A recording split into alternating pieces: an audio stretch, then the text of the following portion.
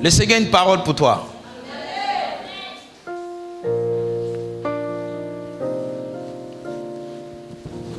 Actes chapitre 10. Je lis les premiers versets. Il y avait à Césarée un homme nommé Corneille, centenier de la couronne dite italienne. Cet homme était pieux et craignait Dieu.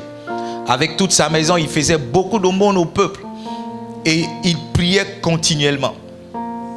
Vers la 9e heure du jour, il vit clairement dans une vision un ange de Dieu qui entra chez lui et qui lui dit: Corneille. Le regard fixant sur lui et saisi de froid, il répondit: qu'est-ce que, Seigneur? Et l'ange lui dit: tes prières et tes aumônes sont montées devant Dieu et il s'en est souvenu. Dieu se souviendra de toi en cette année 2023. Je ne sais pas qui entend ma voix, mais Dieu se souviendra de toi en cette année 2023. Envoie maintenant des hommes à Joppé et fais venir Simon, surnommé Pierre. Il est logé chez un certain Simon, corroyeur, dont la maison est près de la mer. Dès que l'ange qui lui avait parlé fut parti, Corneille appela 2 de ses serviteurs et un soldat pieux d'entre ceux qui étaient attachés à sa personne. Verset 9. Le lendemain, comme ils étaient en route et qu'ils s'approchaient de la ville, Pierre monta sur le toit vers la 6e heure pour prier. Il eut faim. Dis avec moi, il eut faim. Dans ma Bible, j'ai entouré, il eut faim. Si c'est ta Bible, entoure ou bien souligne. Et il voulait manger. Pendant qu'on lui préparait à manger, il tomba en extase. Il vit le ciel ouvert et un objet semblable à une grande nappe attachée par les 4 coins qui descendait et qui s'abaissait vers la terre. Et où se trouvaient tous les quadrupèdes et les reptiles de la terre et les oiseaux du ciel. Et une voix lui dit. Une voix fait quoi?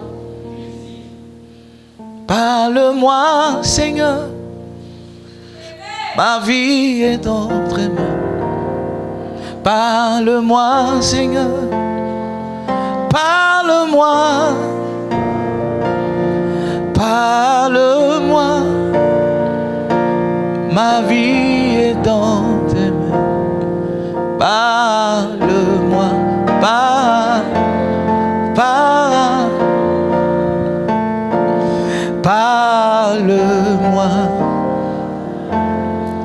parle. L'émission, écoutez-moi bien. Je vais vous donner une citation de Myles Munroe, un de mes leaders, de mes mentors dans le mentorship. Myles Munroe dit: la plus grande tragédie pour l'homme, ce n'est pas sa mort, c'est de vivre une vie sans but. La plus grande tragédie, ce qui peut arriver à un homme qui est difficile, terrible, ce n'est même pas de mourir. Parce que la mort est une passerelle qui nous amène dans une autre royauté. Celle de Dieu ou du diable. Mais ce qui est tragique pour un homme, c'est de vivre sa vie sans but. C'est de vivre une vie sans vision. Ça veut dire que l'élément capital qui donne du goût à l'existence d'un homme, c'est la vision de Dieu pour lui. Ça veut dire que la plus grande chose qu'un homme puisse posséder, it is not money. Ce n'est pas l'argent, c'est une vision. Parce que comme je vous l'ai dit la dernière fois, l'une des implications de la vision, c'est qu'elle vient commencer de nouvelles choses pour vous. Mais la vision même définit le sens, l'existence de l'homme. Tout ce que vous êtes censé être tourne autour d'une vision. Tout ce que vous devez accomplir sur cette terre tourne autour d'une vision. Ça veut dire que quand vous n'avez pas de vision, votre vie va dans tous les sens. Parce que c'est la vision qui apporte le sens de la vie d'un homme. La plus grande tragédie pour toi, ce n'est même pas la mort. La plus grande tragédie pour toi, ce serait de vivre cette vie-là sans une vision. Le but de mon message, c'est de vous amener à commencer cette année avec une vision claire pour vous. Le but de mon message, ce n'est pas d'entrer, c'est de vous amener à entrer en février avec dans votre cœur ce que vous devez faire exactement. Mois par mois, jour pour jour, bien jour par jour. Mais en ce qui concerne cette année 2023, vous devez savoir exactement ce que vous devez faire.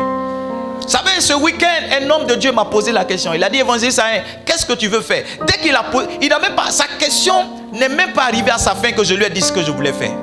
Est-ce que toi, tu pourras répondre si ce matin, si je te demande, qu'est-ce que tu feras en 2023? Est-ce que c'est maintenant que tu vas réfléchir ou bien tu sais exactement l'action? Tu sais exactement le but que tu poursuis pour cette année? Tu sais exactement le but que tu poursuis pour ta vie?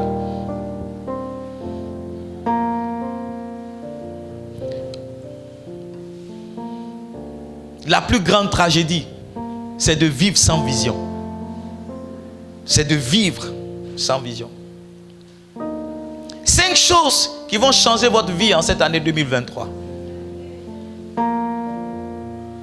Et ces 5 choses-là sont en rapport avec le sens même d'une vision. La première chose, ça sera votre capacité à voir dans l'invisible. Corneille était chez lui, mais il était le seul à voir l'ange.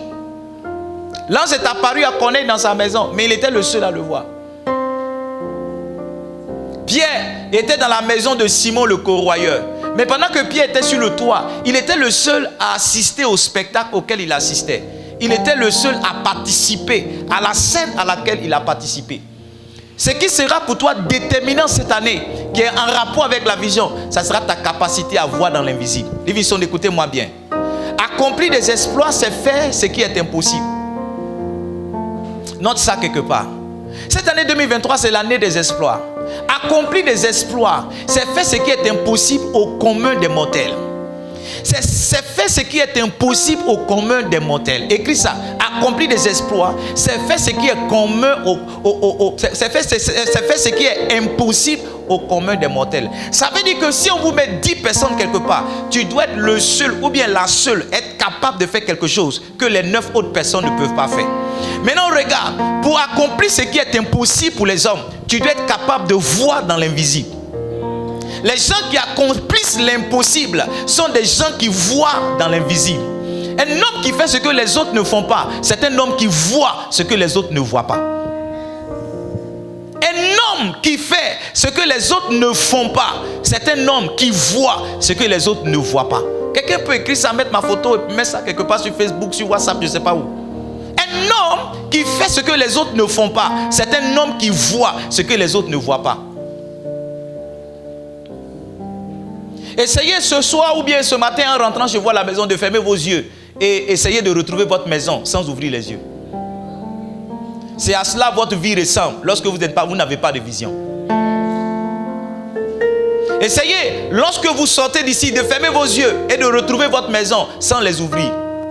C'est exactement ce à quoi votre vie ressemble lorsque vous n'avez pas de vision. La première chose qui va t'aider cette année et pour le reste même de ta vie, ça sera ta capacité à voir ce que les autres ne voient pas. Vous savez, en entrepreneuriat ou bien en business, les premiers à faire quelque chose en général, ce sont ceux-là qui bouffent le mieux. La deuxième chose qui changera ta vie cette année, ça sera de nouvelles informations. Ça sera quoi? Ouais. Dans l'une comme dans l'autre des 2 visions que je viens de vous citer, celle de Corneille avec l'ange et celle de Pierre avec cette nappe-là, les 2 visions viennent avec une information. L'ange dit à Corneille, Dieu s'est souvenu de toi. Il dit à Corneille, tes prières, tes aumônes ont été exaucées. L'ange dit les 7 esprits à Pierre, il lui dit, il y a des gens qui sont venus te chercher. Dans l'une comme dans l'autre, ces 2 visions-là apportent chacune d'entre elles une information. Écoutez-moi bien, l'information crée la différence entre 2 personnes. Vous devez être mieux informé pour accomplir des exploits. Il y a des choses que vous n'avez pas simplement parce que vous êtes mal informé. Il y a des choses que vous n'avez pas simplement parce que vous êtes peu informé. Il y a des choses que vous n'arrivez pas parce que simplement vous n'avez pas une connaissance qui concerne votre secteur ou bien qui concerne le secteur dans lequel vous voulez évoluer.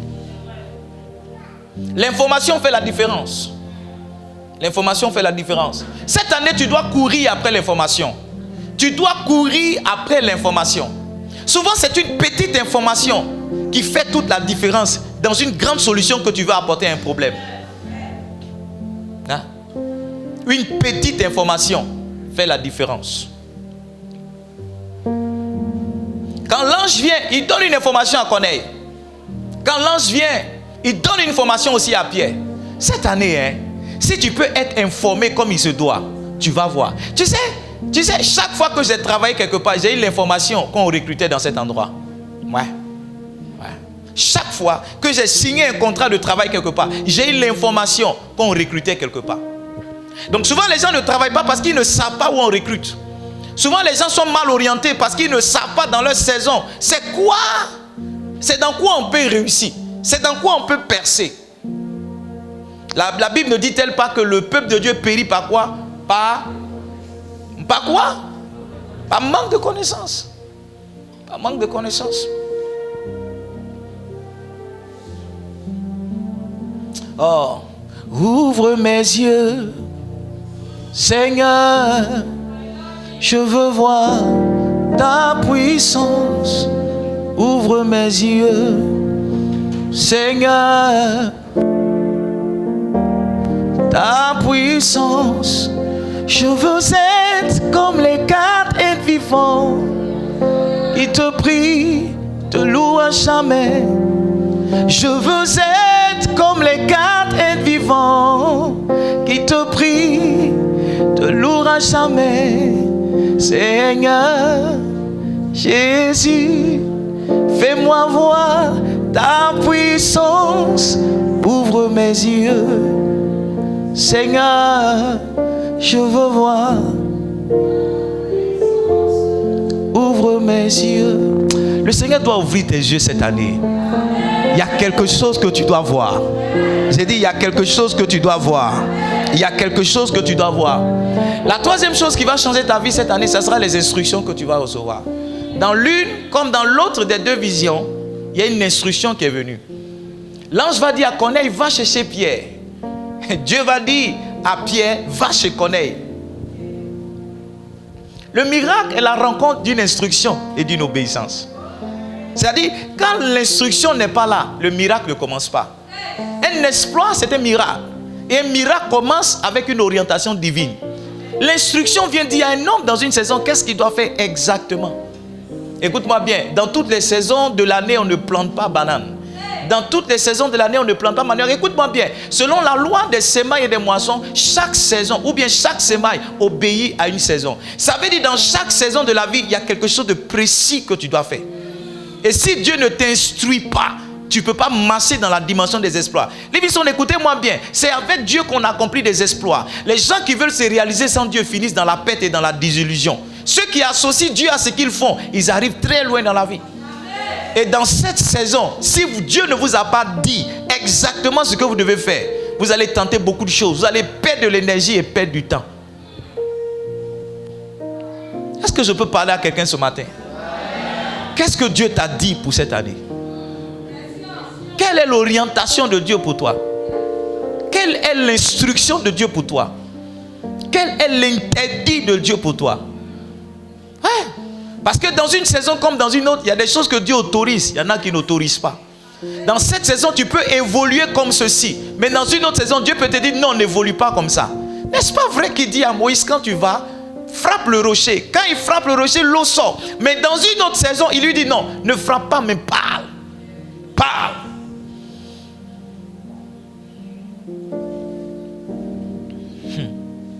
Parle.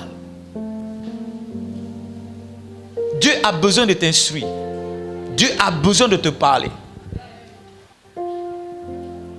La quatrième chose qui appartient à la vision qui changera ta vie cette année, ce sont les avertissements. Les avertissements. Vous savez. Je crois que dans chaque message qu'on prêche, il y a un avertissement. Vous savez, si on faisait plus attention aux avertissements de Dieu, il y a des choses qu'on ferait, il y en a qu'on ne ferait pas. Parce qu'en réalité, Dieu nous prévient de tout. Un avertissement, c'est prévenir. Prévenir, c'est quoi? C'est un préfixe qui veut dire la chose qui va arriver avant. Amen. Amen. Préparation. C'est la chose qu'on fait avant l'examen. Donc,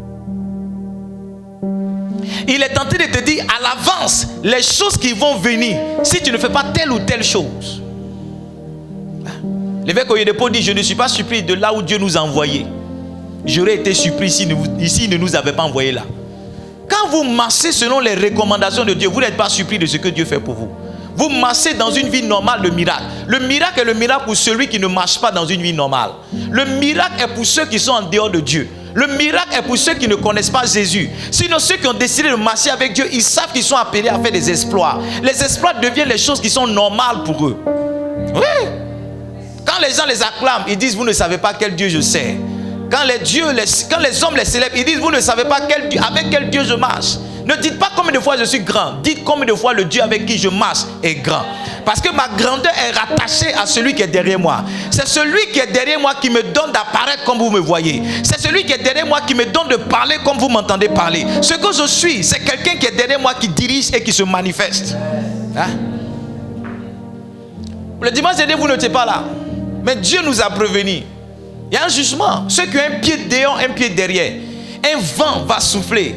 Et si vous n'êtes pas enraciné, le vent va vous emporter. Je parle comme un prophète de Dieu ce matin et je vous dis la vérité. Dans cette saison, ne jouez pas avec votre vie.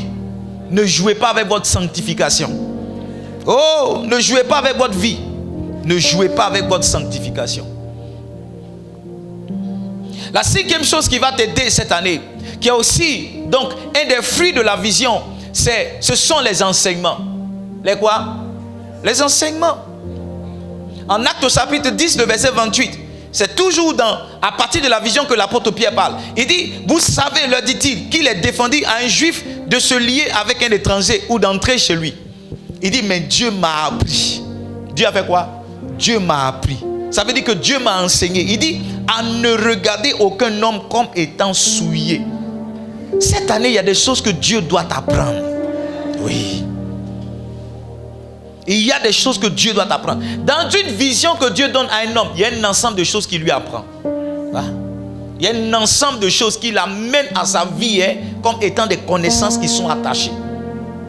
Living Soul, chaque connaissance introduit un homme dans une autre dimension de sa vie. Souvent, nos difficultés tournent autour des choses simplement que nous ne connaissons pas. Tu dois être enseigné et tu dois être enseignable. Il y a une clé qu'on a fait sortir qui contient 150 messages, c'est ça? Ou bien 100 messages? 150 messages. 150 messages. J'étais à la conférence ce week-end dans une autre ville de la Côte d'Ivoire et un pasteur m'a approché. Il dit bonjour pasteur. Il m'a même dit bonjour papa. Nous deux on est dans la même conférence. Venez écouter notre homme de Dieu pour chercher l'onction. Il dit bonjour papa. Je dis bonjour mon frère. Il dit j'ai acheté votre clé. J'ai dit ah bon? Il dit oui j'ai votre clé.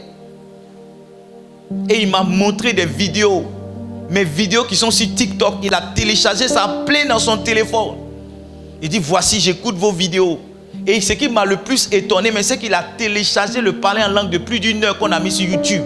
Il dit voici je prie avec ça. Et toi tu es assis dans cette église. Pour écouter 45 minutes de prédication c'est compliqué. Pour réécouter 1 heure de prédication c'est compliqué. Aller ou bien avoir une clé sur laquelle tu as 150 messages pour être enseigné, c'est compliqué. C'est compliqué. C'est compliqué. Ceux qui vont aimer l'enseignement dans cette saison, ils verront une différence dans leur vie avec ceux qui ne vont pas l'aimer. Ceux qui vont se laisser enseigner et qui vont avaler, qui vont digérer, qui vont mâcher la parole de Dieu, ils vont voir ce qu'elle va produire dans leur vie. Living Soul, la vision vient avec ces 5 choses. Elle vous permet de voir dans l'invisible. Deuxième chose, elle vous apporte de nouvelles informations. Troisième chose, elle vient avec des instructions. Quatrième chose, elle vient avec des avertissements. Vous savez, quand Dieu vous demande de faire quelque chose, souvent il vous dit toujours, si vous ne faites pas, voici ce qui va vous arriver. Quand Dieu me donnait la vision de ce ministère, je faisais jeûne chaque week-end, vendredi, samedi, dimanche, je ne mange pas. Et j'avais un seul sujet de prière. Seigneur, es-tu vraiment celui qui m'a appelé? Ce que je vois, es-tu vraiment celui qui me l'a donné? Un jour, Dieu m'a parlé avec un ton de colère. Il m'a dit, si tu n'es pas capable de recevoir, de distinguer ma voix parmi tant d'autres, c'est que tu n'es pas digne de me servir. En fait, Dieu est en train de me dire que si tu ne peux pas écouter ce que je te dis, avancer avec ça, je donnerai cela à quelqu'un d'autre. Dieu nous prévient toujours si nous ne faisons pas les choses. Il a dit à Israël en Deutéronome chapitre 28, vous lisez à partir de verset 1, il dit si tu obéis à la voix de l'Éternel ton Dieu et si en observant et en mettant en pratique ces ordonnances que je te prescris aujourd'hui, il dit voici l'Éternel ton Dieu te donnera la supériorité. Il va énumérer un ensemble de bénédictions et puis au contraire il va dire si tu n'obéis pas, voici ce qui va t'arriver. Donc Dieu nous prévient toujours. Quelqu'un ne peut pas dire qu'il est surpris. Dieu nous prévient toujours. Tu ne peux pas être surpris de ce qui t'arrive quand Dieu t'a prévenu avant que si tu ne faisais pas telle chose t'arriverait. Tu ne peux pas et tu ne dois pas dire que tu es surpris. Tu ne peux pas et tu ne dois pas dire que tu es surpris. Quand tu dis que tu es surpris, tu ne comprends pas ta vie, tu n'es pas sincère. Tu comprends ta vie. tu comprends bien ta vie, où nous sommes à chaque saison de la vie, n'est rien d'autre que le résultat des choix, des décisions qu'on a fait dans une autre saison précédente. Donc tu ne peux pas dire que tu ne comprends pas ta vie. Tu ne peux pas dire que tu ne comprends pas où tu es. Tu ne peux pas dire que tu n'as pas l'argent. Tu ne peux pas dire. Tu ne peux pas dire. Tu sais qu'il y a des choix, il y a des décisions qui t'ont mené là. Maintenant, tu dois être suffisamment responsable et sage. Demander le conseil de Dieu pour aller plus haut. Sinon, tu ne peux pas dire que tu ne comprends pas ta vie. Tu ne peux pas dire. Alors, ce matin, le thème de mon message, c'est les catalyseurs de la vision.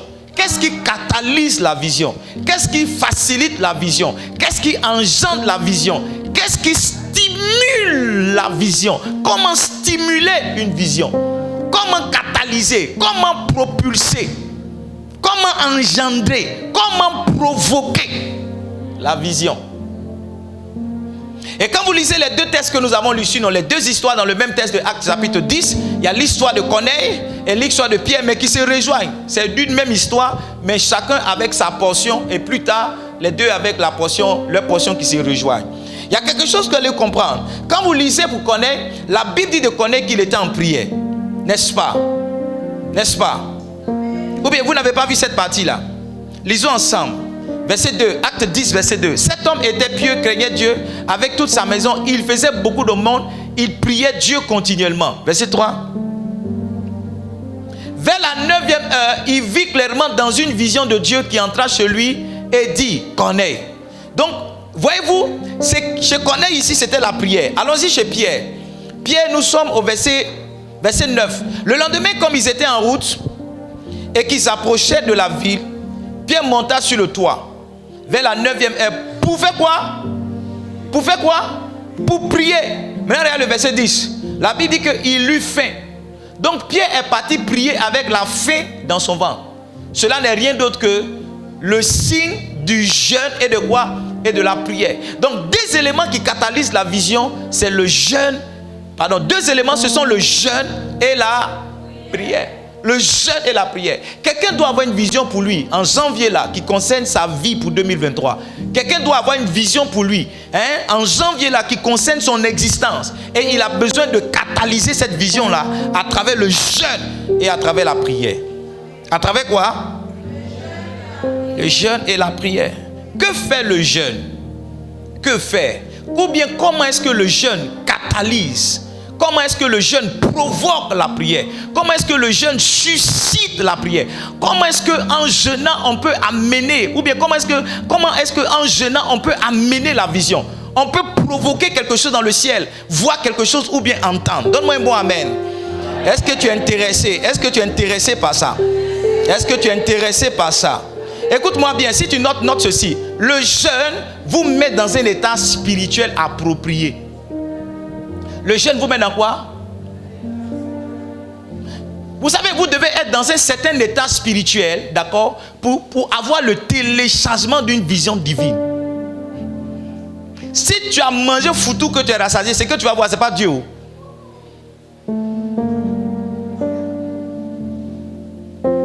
Amen. Oh.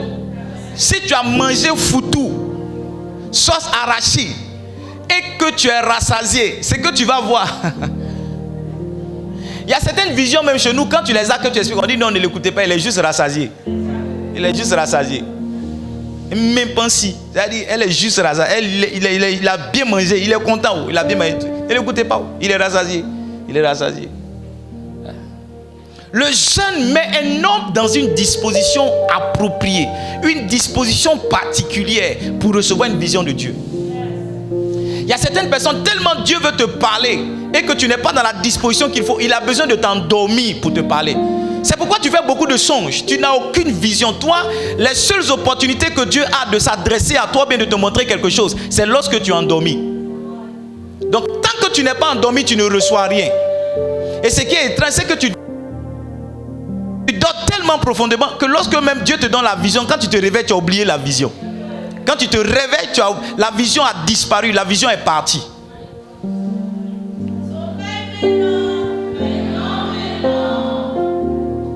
Maintenant, regardez. 3 niveaux d'un état spirituel approprié. 3 comment? 3 niveaux d'un état spirituel approprié. Le premier niveau, c'est ce que j'appelle la disposition de cœur. La disposition de cœur. Ça, c'est un niveau spirituel, d'accord, qui te permet de recevoir la vision. Il y a certaines visions, lorsque Dieu veut les envoyer, tu peux dire non, c'est pas Dieu qui me parle. Par exemple, quand vous lisez l'histoire de Pierre, la première fois que Pierre reçoit la vision, il dit non, non, non, non, Seigneur, je n'ai jamais rien mangé d'impur. Parce que dans la vision qu'il recevait, on lui disait de manger des animaux impurs. Et Pierre disait, moi je n'ai jamais rien mangé d'impur. Tu vois, Pierre avait une disposition qui était telle que les Juifs ne mangeaient pas des choses impures. Et donc ça ne pouvait pas être Dieu qui lui montrait cette vision-là. Pierre avait cette disposition de cœur qui est telle qu'un Juif ne pouvait pas rentrer chez un païen. C'est pourquoi Pierre pouvait résister à la vision. Vous savez, beaucoup de fois Dieu a voulu envoyer des choses dans notre vie, mais l'état de notre cœur nous a empêché la réception. Beaucoup de fois Dieu a voulu nous transférer des choses, mais l'état émotionnel dans lequel on était nous a empêché de les recevoir. C'est pourquoi la Bible dit, ne vous privez pas de la grâce. Ne vous privez pas de la grâce avec un cœur qui est dans l'amertume. Je crois que c'est Hébreux le chapitre 12, le verset 15. Est-ce que je peux l'avoir? Hébreux le chapitre 15, le verset 12. Hébreux le chapitre 12, pardon, le verset 15. Hébreux 12, 15. Il dit, veillez à ce que nul ne se prive de la grâce. Et puis regardez, à ce qu'aucune racine d'amertume poussant des rejetons ne produise du trouble et que plusieurs n'en soient infectés. Ça veut dire que l'état de notre cœur détermine ce que nous pouvons recevoir de Dieu ou pas. Parce que celui qui se prive de la grâce de Dieu, c'est parce qu'il a laissé l'amertume pousser dans son cœur. Donc tu vois, ton état émotionnel peut te donner accès à la grâce ou pas. Ton état émotionnel peut te donner accès à Dieu ou pas. Et quand un enfant de Dieu jeûne, il est en train d'amener son cœur à se disposer, à s'aligner de telle manière que la pensée de Dieu pour lui puisse être téléchargée. Quand un enfant de Dieu jeûne, il crée le canal par lequel Dieu peut venir parler à son cœur. Il crée la connexion par laquelle Dieu peut lui transférer des données jusqu'à son cœur, jusqu'à son esprit. Ouais? C'est ça la clé du jeûne. Ce n'est pas seulement le fait de ne pas manger et avoir faim. Le jeûne, ce n'est pas seulement le fait de ne pas manger et avoir faim. C'est de crier. Écoutez-moi bien. La vision est venue à Pierre au moment où il avait faim. La vision est venue à Pierre au moment où il n'était pas en train de manger. Et même avec ça, la vision a résisté à la disposition de cœur de Pierre. Parce que quelque chose de nouveau devait être fait. Et Pierre n'était pas habitué à cette chose. Ça veut dire que s'il n'était pas en jeûne, ça aurait été impossible même qu'il accepte de partir. Donc quand vous vous privez de nourriture, quand vous vous privez d'eau, vous amenez votre cœur à une ouverture qui est telle qu'il peut recevoir maintenant les téléchargements de Dieu. Il peut recevoir maintenant la pensée de Dieu. Combien de fois Dieu a voulu vous parler, mais votre état émotionnel vous a empêché de le recevoir. Souvent même dans ton état émotionnel, tu confonds la voix de Dieu, la voix de tes émotions et la voix du malin. Et il y a des décisions que tu prends simplement parce que tu es fâché. C'est pourquoi je le dis, on ne prend pas de décision quand on est en colère, on ne prend pas de décision quand on est en joie. Parce que dans l'un ou l'autre des deux cas, on n'est pas suffisamment lucide. La colère nous fait perdre notre lucidité. La joie aussi nous fait perdre notre lucidité. Quand tu es content, tu peux payer bien pour tout un quartier. C'est quand ta joie est descendue, tu te dis, mais quelle bêtise je viens de faire. J'ai claqué mon salaire. Oui. Et le jeûne justement nous aide à nous préparer émotionnellement. Le jeûne nous aide à nous préparer émotionnellement. Le jeûne permet d'évacuer les mauvaises émotions et de transférer dans notre cœur les bons états d'âme pour que lorsque Dieu se révèle à nous, on reconnaisse que c'est Dieu qui est en train de nous parler. Yes. Deuxième état spirituel approprié, c'est ce que j'appelle l'ouverture d'esprit. Je l'appelais comment? Non, pas l'ouverture d'esprit, plutôt la concentration. La quoi? La concentration. La disposition de cœur, il y a l'ouverture de votre esprit et votre état émotionnel approprié. Maintenant, le deuxième niveau émotionnel, c'est votre concentration. Est-ce qu'il ne vous est pas arrivé une fois pendant que vous étiez en train de prier d'être distrait par quelque chose? Ne vous est-il pas arrivé une fois pendant que vous étiez en train de méditer d'être distrait par quelque chose? La concentration est un état spirituel approprié pour recevoir une vision de Dieu. Quand vous êtes concentré sur quelque chose, ça se voit aussi par la réflexion que vous menez. La Bible dit que alors que Pierre ne comprenait pas la vision, il était là à réfléchir. Et c'est pendant la réflexion que la compréhension est venue, que l'instruction a suivi. Donc quand vous jeûnez, parce que quand tu jeûnes, tu n'as pas remarqué que quand tu jeûnes, il y a des activités que tu ne mènes pas.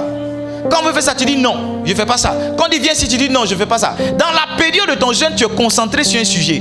Tu es concentré sur une réponse que tu attends de la part de Dieu. Dans la période de ton jeûne, tu es concentré sur une action que Dieu doit faire.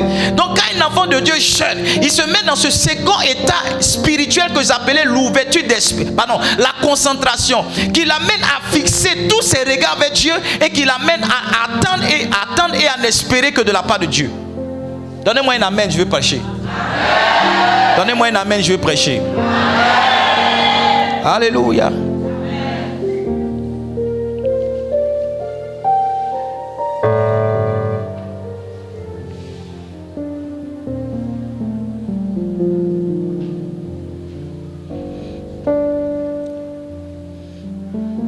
La concentration, c'est quoi? C'est la focalisation. C'est le rassemblement de toute votre énergie spirituelle vers un sujet. Seigneur, parle-moi. Parle-moi. Parle-moi. J'ai besoin d'entendre ta voix. Souvent, c'est accompagné de retraite. Pourquoi on se retire souvent? C'est pour être concentré. N'est-ce pas? La retraite, c'est quoi? C'est pour être concentré. Pour ne pas que ton épouse vienne dire non, le gaz est fini. Ou bien pour ne pas que tes enfants viennent dire non, je veux manger pizza. C'est juste pour être concentré qu'on se retire. Donc, la retraite, c'est nous aider justement à rentrer dans cet état spirituel que j'appelle la concentration. La concentration. Et en général, quand tu es concentré pour quelque chose, tu le réussis. Ouais. Il est démontré que beaucoup de personnes échouent parce qu'elles ne sont pas concentrées. Tu es concentré sur tes études. N'est-ce pas le conseil que nos parents nous ont donné depuis qu'on était jeunes? Concentre-toi sur tes études. Concentre-toi sur tes études. Parce qu'on ne réussit pas sans concentration. Écrivez ça quelque part pour moi. On ne réussit pas sans concentration. Ceux qui sont en direct ou bien je ne sais pas sur WhatsApp, quelque soit là vous êtes, écrivez pour moi. On ne réussit pas sans quoi? Sans concentration. On ne réussit pas sans concentration. Et le jeûne, justement, nous aide à nous concentrer. On va rentrer en jeûne pendant 12 jours à partir de demain. Qu'est-ce qu'on veut faire? On veut t'aider à te concentrer sur ce que tu vas faire pour l'année. Qu'est-ce qu'on veut faire? On veut t'aider à te concentrer sur ce que Dieu veut te dire pour ton année. On veut que dans cette période de 12 jours-là, il n'y ait rien d'autre qui prenne ton esprit que ce que tu attends que Dieu réalise pour toi en cette année. Qu'est-ce qu'on veut? On veut pas qu'il y ait un souci ici, il y ait une situation ici, il y ait un projet ici qui te prenne le temps, qui te prenne ton énergie. On veut que pendant 12 jours, tu te concentres sur qu'est-ce que Dieu veut pour toi ou qu'est-ce que tu peux faire pour Dieu pour cette année. Voilà.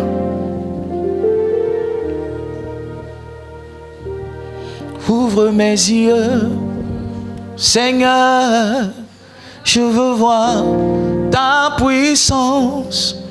Ouvre mes yeux, Seigneur, je veux voir ta puissance. Quelle est ta position, ô toi, mon frère? Quelle est ta position, ô toi? Dites-moi à quelqu'un, ta position c'est laquelle? Ta position c'est laquelle? Ta position c'est laquelle? Alléluia. Troisième état émotionnel ou bien troisième état spirituel dans lequel le jeûne nous plonge, c'est ce que j'appelle l'extase. J'appelle comment? L'extase. L'extase, c'est un mot qui a été pris chez les chrétiens. Hein? Est-ce que vous êtes là? Est-ce que vous êtes là? L'extase vient du grec ek. Et puis hystémie, ça veut dire quoi? Ek, ça veut dire en dehors. Hystémie, ça veut dire se tenir. Se tenir. Donc quand quelqu'un rentre en extase, ça veut dire qu'il se tient en dehors de quelque chose. Et ce de quoi il se tient en dehors, c'est son corps. C'est comment? Les visions, écoutez-moi bien. Écoutez-moi où? Il y a deux visions qu'on voit dans le livre Actes chapitre 10. La première vision, qu'on aille voir un ange, n'est-ce pas? Qui lui parle. Est-ce que vous êtes là? Mais dans la deuxième vision, la vision de Pierre, vous allez voir que Pierre est transporté. Vous avez déjà vu quelqu'un en extase? Avez-vous déjà vu quelqu'un en extase? Est-ce que vous avez déjà vu quelqu'un en transe? Vous avez déjà vu quelqu'un en transe? Quelqu'un qui est en transe, vous allez voir qu'il voit des choses que les autres ne voient pas. Et souvent, il est là, mais il n'est pas là. On voit son corps bouger, et quand tu lui parles, il ne répond pas. Vous avez l'impression que la personne est partie carrément. Et l'état spirituel dans lequel Pierre était, c'est ce que j'appelle le summum. Ça n'arrive pas à tout le monde. Ça c'est le. Nous autres là, souvent on a le premier niveau, c'était quoi? Le premier niveau, c'était quoi? Hein, la disposition du cœur. Nous, très souvent quand on jeûne, c'est pour disposer notre cœur. Plus spirituel. Quand on est un peu plus spirituel, on arrive à faire quoi? À se concentrer. Mais l'extase, je prie pour toi hein, que pendant ces 12 jours-là, tu expérimentes quelque chose de ce genre. Dis avec moi l'extase. L'extase. J'hésite à vous parler parce que je suis sur le point de dire quelque chose de dangereux. Et les gens qui ne sont pas assis dans la foi, ça risque de les fatiguer. Donc je ne sais pas si je dois m'arrêter pour ces 2 niveaux-là seulement et puis laisser l'extase peut-être pour les pasteurs ou bien pour d'autres personnes. Hein? Laisser l'extase là pour d'autres personnes.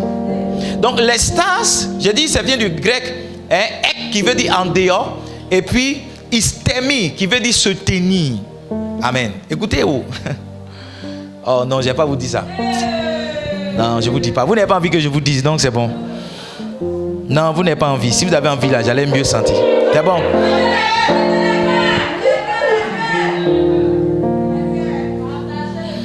Je veux rester là, devant ta face. Je veux rester là, tout près de toi. Je veux rester là, devant ta face.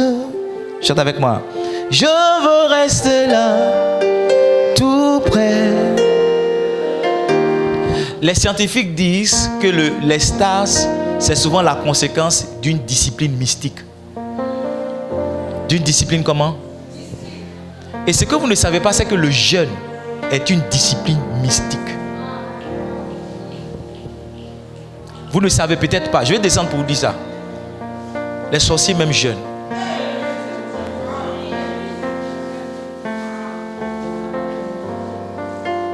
Vous savez, il y a certaines expériences que les sorciers ont, mais qui ne sont rien d'autre que des copies de ce que Dieu est capable de faire avec ses propres enfants. Une de mes filles m'a rendu le témoignage qu'une jeune dame qui est sorcière a disparu d'un espace et est réapparue quelque part. Elle était dans une chambre, mais dans un salon, et puis c'est comme si elle est passée à travers le mur. Et puis elle est passée.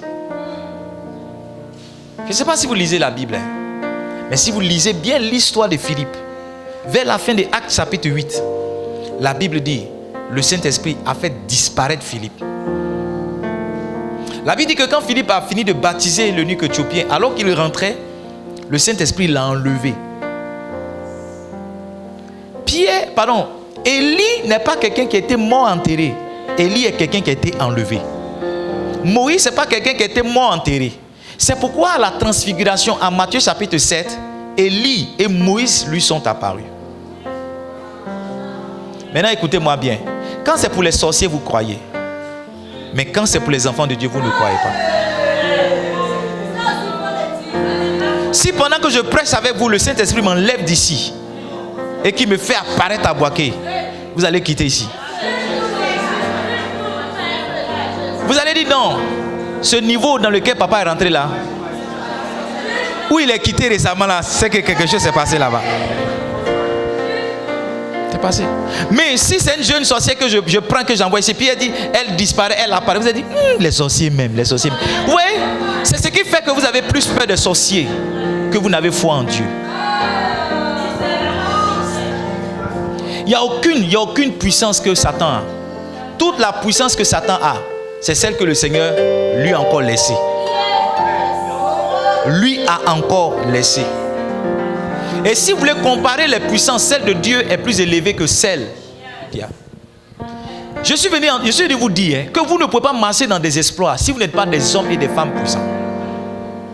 Si, lorsque vous êtes devant un sorcier, il ne craint pas lui-même, c'est que vous n'êtes pas encore puissant.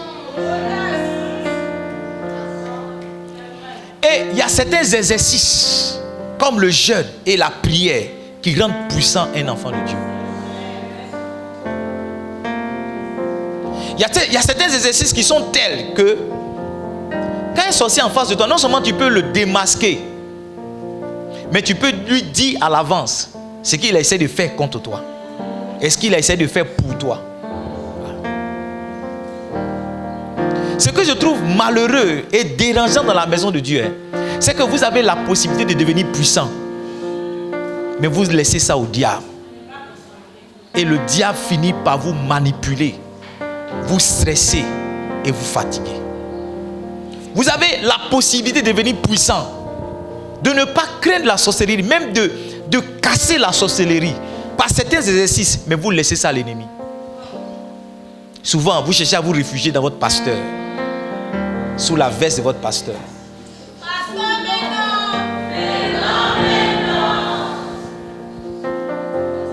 J'ai dit, je veux dire des choses, mais je ne sais pas si vous pouvez recevoir cela. Si vous pouvez recevoir cela. Regarde, autant un sorcier qui est couché à côté de toi peut être couché à côté de toi et puis aller travailler dans une autre nation. Tu peux. Je ne sais pas si je dois dire ce genre de choses. Je ne sais pas si je dois vous dire. Je ne sais pas. Regarde, il y a certaines fois tu fais songe et puis tu me vois dedans. Il y a certains songes que tu fais et quand tu te réveilles, c'est qu'on t'a fait dans le songe. Tu le vois ça à ton réveil. Il y a certains songes que tu fais. Quand on t'a frappé dans le songe, quand tu te réveilles, ton corps est blessé. La question que je te pose, à quel moment on a blessé ton corps? Tu étais couché là, mais celui qui est à l'intérieur de toi est parti ailleurs. En fait, il y a certains qui sont ici qui vivent ces expériences, mais qui ne savent pas. On ne leur a jamais expliqué. Non, je pense que je ne dois pas prêcher ça parce que c'est ce que je suis en train de dire là. Ce que je suis en train de dire là, si les gens ne sont pas assis dans la foi, ils ne vont pas comprendre mon message. Ils ne vont pas comprendre mon message. Ils ne vont pas comprendre mon message. Il y a certains qui sont là, qui dorment, et puis le diable appelle leur âme quelque part. Le diable les convoque quelque part. Et au moins ils se rendent compte qu'ils ont été initiés à la sorcellerie. Ce que j'étais en train de dire, c'est que ce que les autres là font, toi tu peux faire plus. Mieux.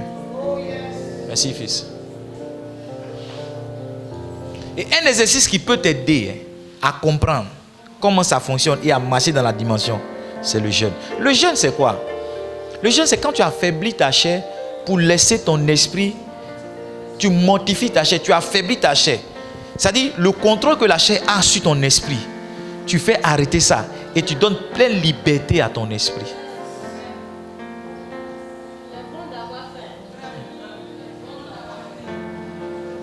L'extase est souvent la conséquence de certains exercices spirituels. Oui, les danseurs de combien, les ceci, les cela. Il y a des pratiques qu'ils font pour tomber en extase. C'est une dimension. C'est une dimension, c'est un niveau spirituel. Spirituel.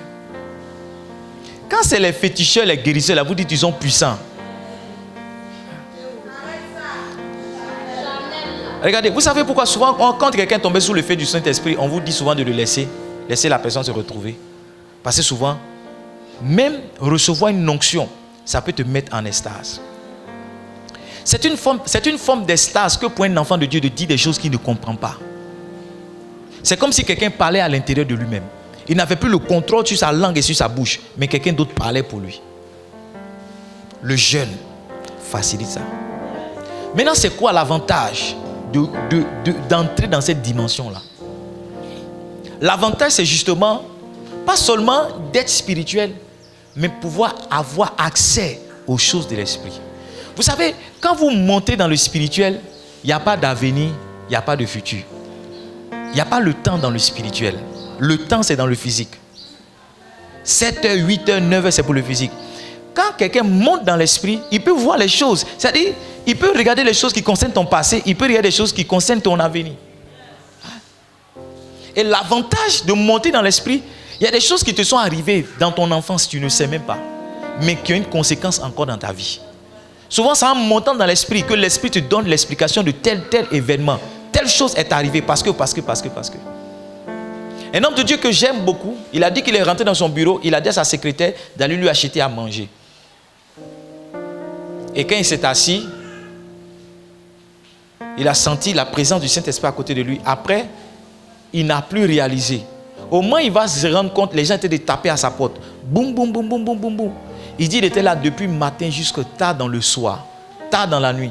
Sa secrétaire était venue avec la nourriture, mais depuis elle frappait. Ils étaient même allés chercher un menuisier pour défoncer la porte. Parce que pour eux, il était tombé peut-être mort dans le bureau. Mais cet homme-là disait que Dieu a fait passer devant lui tous les événements de sa vie. Il était comme déconnecté de la réalité. Mais bien que vivant, il avait accès à certaines informations qu'en temps normal, il n'aurait pas eu.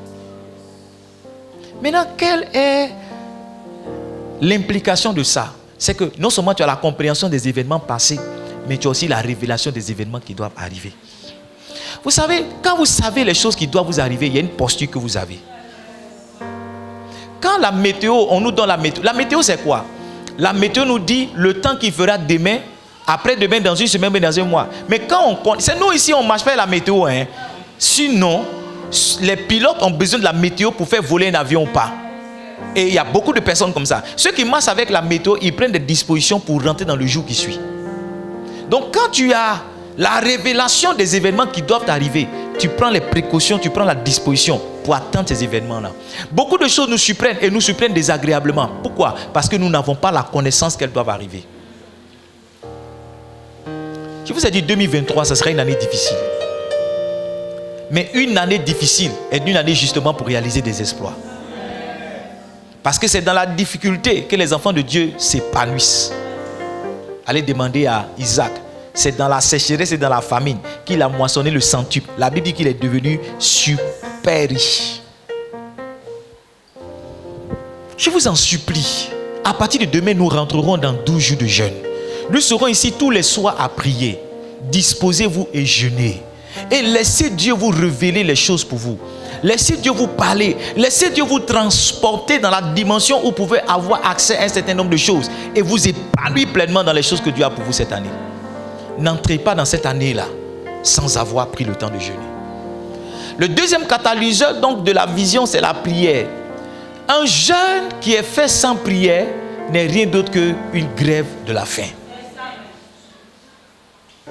Tout ce que je suis en train de vous expliquer là, ça n'arrivera pas si vous n'accompagnez pas votre jeûne de prière. Quelqu'un m'a dit, mais ça fait 12 jours que je jeûne, je ne suis pas tombé en extase. Oui, tu n'as pas prié.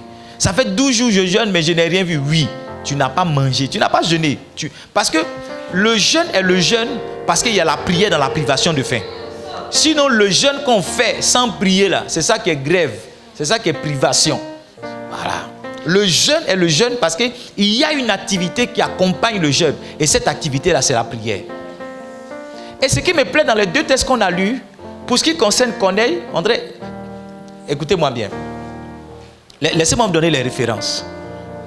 Donne-moi Actes chapitre 10. Verset 3. La Bible dit vers la 9e heure. Est-ce que vous avez vu? Il dit quoi? Verset 3. Actes chapitre 10, verset 3. Je lis ça pour vous. Il dit vers la 9e heure du jour, il vit clairement. Donc c'était une heure précise. Maintenant regarde pour Pierre. Pour Pierre, verset 9, il dit le lendemain, comme il était en route et qu'il s'approchait de la ville, Pierre monta sur le toit vers la 6e heure. Vers quoi? 6e heure. Donc on a la 9e heure et puis on a la 6e heure. Et à chacune de ces heures-là, il y avait une activité qui était rattachée, qui était celle de la prière. Vous devez avoir dans les 12 jours qui viennent des heures auxquelles vous allez prier. En ce qui concerne cette église-là, on prie tous les jours déjà de 4h30 à 5h. Si vous n'avez pas pu prier à cette heure-là, trouvez une heure, que ce soit la 9e, que ce soit la 6e, mais trouvez une heure où vous priez pour que justement votre jeûne prenne son sens et que Dieu puisse vous parler en ce qui concerne cette année 2023. Que vous rentriez pleinement dans cette année en sachant ce que Dieu veut pour vous et que vous marchiez dans l'exécution.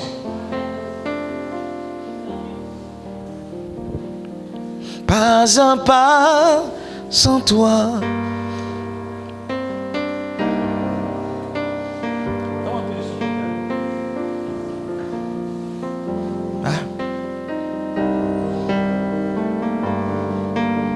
Quel est le rôle de la prière? Vous allez voir que quel est le rôle de la prière par rapport à la vision? Vous allez voir que la vision très souvent est une réponse de Dieu, n'est-ce pas? Quand l'ange va venir voir Corneille, il va lui dire non, je suis venu parce que le Seigneur a entendu tes prières. Donc avant que l'ange ne vienne, il a fallu que des prières montent. Je vous ai dit que c'est l'invocation de Dieu qui fait quoi? Qui provoque la convocation des anges. Donc pour que la vision vienne, il y a quelque chose, pour que la vision vienne à droite, il y a quelque chose qui est monté à gauche, qui a été la prière. Qui a été la prière. Donc priez et laissez votre prière susciter des réponses de la part de Dieu. Si vous jeûnez pendant 12 jours, il y a quelque chose que Dieu va vous dire. Il y a quelque chose que Dieu va vous dire. Si vous priez pendant ces 12 jours, il y a quelque chose que Dieu va vous annoncer. Il y a quelque chose qui va relâcher pour votre vie. Il y a quelque chose qui va vous donner. Si vous priez.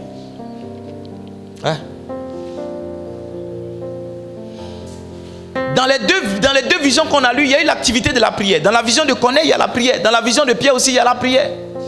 Amen. Amen. Donc la prière envoie la vision. La prière suscite la vision. La prière est la réponse de Dieu à la vision. Maintenant, une dernière chose, avant que je ne clôture. La prière vous aide à comprendre la vision. Parce qu'il y a des choses, non, que Dieu vous dit, vous ne comprenez pas. Souvent, quand on ne comprend pas les choses que Dieu nous dit, on cherche 1000 personnes qui vont nous donner des explications. J'ai observé que quand quelqu'un me dit, papa, il faut expliquer mon tel songe, il a déjà envoyé le même message à 10 autres personnes. Et c'est celui qui va lui dire le songe, l'explication qu'il arrange, c'est pour lui là qui va prendre. Les enfants de Dieu font très peu d'efforts pour comprendre les choses que Dieu a pour eux. Il y a des choses qui vous concernent uniquement que Dieu ne veut pas partager avec quelqu'un d'autre. Il y a des choses qui vous concernent personnellement que Dieu ne veut même pas partager avec votre pasteur. Je suis désolé de vous le dire, mais c'est la vérité. Un exercice que vous devez faire, c'est de prier à partir des songes que vous avez, à partir des visions que vous avez. La prière aussi, si elle permet de susciter la vision, la prière aussi nous aide à apporter la compréhension. Il y a des choses que tu vois dans ton sommeil, mais tu ne comprends pas. Il y a des choses que tu vois en songe que tu ne comprends pas. Mais ce n'est pas parce que tu ne comprends pas que ces choses-là ne sont pas réelles. Tu dois demander à Dieu maintenant la compréhension. Dieu peut apporter donc le songe sans que tu n'aies la compréhension. La Bible dit que Pierre, il était là à réfléchir sur la vision. Et c'est suite à sa réflexion maintenant que Dieu lui a parlé. C'est-à-dire qu'il a commencé à prier, il a une vision, mais il a continué de prier jusqu'à ce qu'il reçoive la compréhension de la vision qu'il avait reçue. Il y a des gens malheureusement qui ne notent pas les visions, qui ne notent pas les songes. Et au bout d'un certain moment, oublient. Alors que ceci était un message de Dieu pour eux pour une saison. Ceci était une révélation de Dieu pour eux dans une saison. Je veux vous demander pardon. Je veux vous supplier. Je veux me mettre à genoux devant vous ce matin. Pendant ces 12 jours dans lesquels nous allons rentrer. S'il vous plaît, jeûnez. Arrêtez ces jeûnes de j'ai pris crédit, j'ai pris 2 jours, je vais finir. Arrêtez ça. En 2023, dis à ton voisin, il faut arrêter. Arrête de prendre. Tu prends crédit jusqu'à un jeûne encore. Arrête cet esprit de crédit de jeûne. Arrête. Tous les soirs, nous allons nous retrouver ici. À partir de demain, on va prier pour notre vie. On va prier pour notre année. On va demander à Dieu. Et je vais vous demander d'acheter un cahier. De noter les choses que vous allez entendre. De noter les choses que Dieu va vous dire. Je vais vous demander d'acheter un cahier. Cette année-là, tu dois avoir un cahier dans lequel tu notes les visions, les songes. Mais tu notes aussi les prédications. Note. Et il faut mettre OK pour chaque chose que Dieu va accomplir. Et il ne faut mettre pas encore pour chaque chose que tu ne voudrais pas être accomplie. Ça va te donner les sujets pour lesquels tu dois prier et les voies que tu dois emprunter dans ta vie en cette année 2023. Est-ce que quelqu'un comprend ce que je suis en train de dire? Est-ce que quelqu'un comprend ce que je suis en train de dire? Est-ce que quelqu'un comprend ce que je suis en train de dire? Moi, je vais jeûner. Je vais jeûner et je sais que quand je vais jeûner, Dieu va bénir mon année. Mais je veux que toi aussi, Dieu bénisse ton année. Je veux que toi aussi, Dieu t'élève. Je veux que toi aussi, Dieu fasse quelque chose pour toi. Et que ça ne soit pas moi seul, mais que toi aussi, tu sois bénéficiaire de cela. Tiens-toi debout, nous allons prier. Avant qu'on ne prie, laissez-moi vous donner un passage dans la Bible. 2 Corinthiens chapitre 12, versets 2 à 4. C'est l'apôtre Paul qui parle. Il dit, je connais un homme en Christ qui fut il y a 14 ans ravi jusqu'au 3e ciel. Il dit, si ce fut dans son corps, je ne sais. Si ce fut hors de son corps, je ne sais. Dieu le sait. Et puis il dit, et je sais que cet homme, si ce fut dans son corps ou sans son corps, je ne sais. Dieu le sait. Il dit, fut enlevé dans le paradis et qu'il entendit des paroles merveilleuses qu'il n'est pas permis à un homme d'exprimer. L'apôtre Paul parle ici de lui. Il dit, un homme qui a été ravi. Il ne sait pas s'il est parti son corps ou sans son corps, mais ce qu'il sait, c'est que le monsieur est parti jusqu'au paradis et il a entendu des paroles qu'aucun homme n'entend. Je veux prier pour toi cette année 2023, que pendant ces 12 jours, que Dieu te ravisse et que tu entendes les choses qu'aucun homme n'entend, que tu reçoives des choses qu'aucun homme ne reçoit, que tu perçoives des choses qu'aucun homme ne perçoit, que tu entendes des choses qui concernent ta vie, des choses qui te sont personnelles, des choses qui te sont particulières et que tu marches avec elles. Dans le son du piano là, s'il te plaît. Lève la voix, commence à prier pour ta vie. Lève la voix, commence à prier. Dis, Seigneur, donne-moi la grâce. Donne-moi la grâce. Donne-moi la grâce. Donne-moi la grâce. La grâce de me priver pendant ces 12 jours. Donne-moi la grâce de mener le jeûne pendant ces 12 jours. J'ai besoin de ta grâce. Lève la voix, prie. Lève la voix, prie. Dis, papa, que je commence, que je termine. Que je commence, que je termine.